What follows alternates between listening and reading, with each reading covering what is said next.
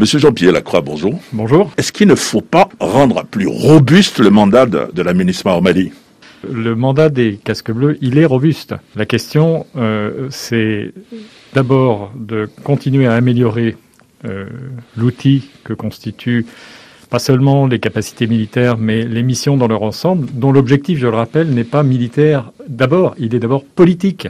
C'est l'outil militaire, les casques bleus, c'est un instrument pour aider à atteindre cet objectif qui est politique, avec la protection des civils, qui est évidemment une de nos préoccupations quotidiennes, un de nos objectifs quotidiens. À Bamako, à Niamey, à N'Djamena. On ne comprend pas pourquoi, avec tous les moyens de la MINUSMA, les terroristes n'ont pas d'hélicoptères, ils n'ont pas de blindés. Pourquoi on n'arrive pas à les vaincre? Au Mali et plus généralement au Sahel, il n'y a pas que la MINUSMA.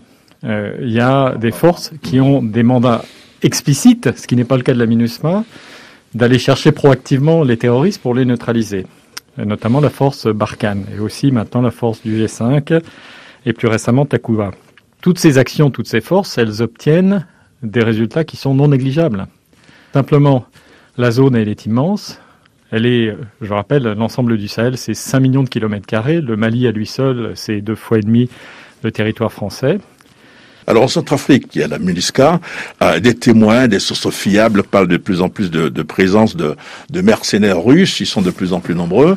Je dirais pas qu'ils tutoient, mais ils côtoient quand même la MINUSCA. Est-ce que l'ONU n'est-elle pas gênée par cette présence en dehors de tout mandat, en violation de l'embargo sur les armes, par exemple?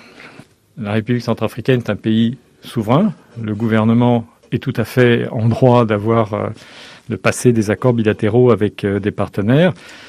Je crois que ce qui est important de dire, surtout au lendemain de la tenue des élections, c'est que la communauté internationale en République centrafricaine est totalement unie. Elle a soutenu la tenue des élections, elle a pris note des résultats et reconnu que ces élections étaient légitimes. Elle a unanimement condamné les efforts des groupes armés pour entraver ce processus électoral et semer la violence au détriment de la population civile qui déjà avait beaucoup souffert. Elle a aussi condamné plus spécifiquement la responsabilité de l'ancien président Bozizé dans ses actions de déstabilisation. Donc il y a une très forte unité de la communauté internationale. Ici, au Mali, vous avez rencontré, au cours de votre séjour, les responsables de la transition politique. Ils sont là pour 18 mois, il reste 14 mois. Est-ce que vous pensez qu'on peut tenir les élections dans 14 mois? C'est tenable?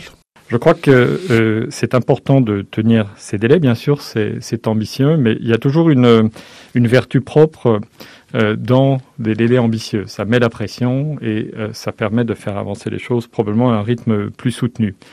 Donc, ce qu'il faut, à mon avis, en tant que partenaire, c'est nous mobiliser pour tout faire pour que ces objectifs ambitieux soient tenus.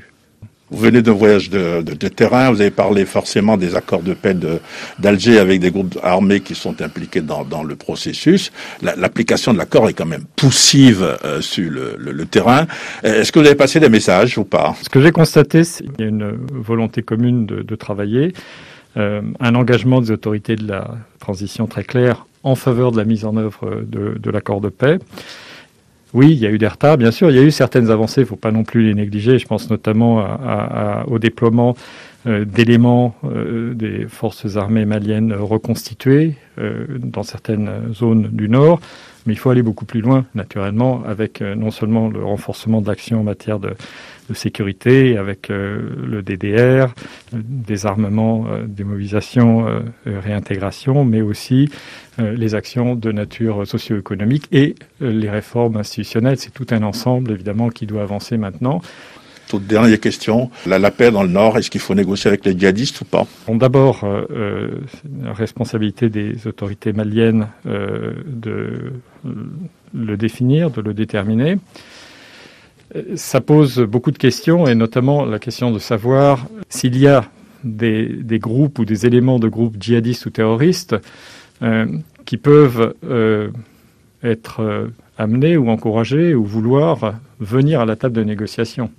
Jean-Pierre Lacroix, je vous remercie. Merci beaucoup.